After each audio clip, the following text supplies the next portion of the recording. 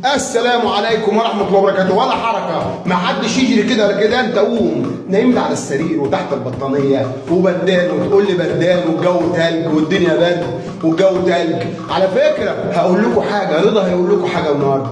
فورمة الصيف بتعملها في الشتاء.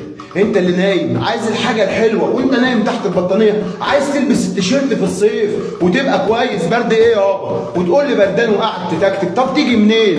علشان تدوق الحاجه الحلوه لازم تتعب، علشان تشوف فورمه الصيف لازم تتمرن في الشتاء. الشتاء كلها عضلات وكلها زياده وكلها تمرين وحلاوه، لكن انت مكسل نايم على السرير برد والتكتك. لا، انزل الجيم، في اول دخله او اتنين هتكون بردان، بعد ما بتخش اول مجموعه والله العظيم ما بتحس ببرد، وتحس ان انت عايز تطلع بالشورت كمان في بره. بس وانت طالع تحاول تشرب ميه وانت طالع وتتقل وتخلي جسمك لحد ما ينشف بقى من العرق، وتنشف نفسك وتلبس لبسك كويس وتقفل نفسك كويس وانت طالع في الهواء. ربنا يحفظكم ويكتب لكم كل الخير. في ايه بقى؟ قوم بقى، قوم من تحت البطانيه دي بقى، قوم، الجو حلو، ما تقعدش ده انا حرام.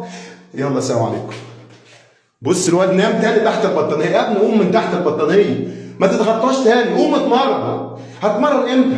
هتيجي في الصيف نجيب لك عضلات جاهزه من عند من الهايبر ولا الماركت. طب ده كلام ايه؟ اتعب النهارده هتلقى بكره. وقول يا رب، وقول يا رب يا ابني، قول يا رب. صلوا على سيدنا النبي. بحبكم.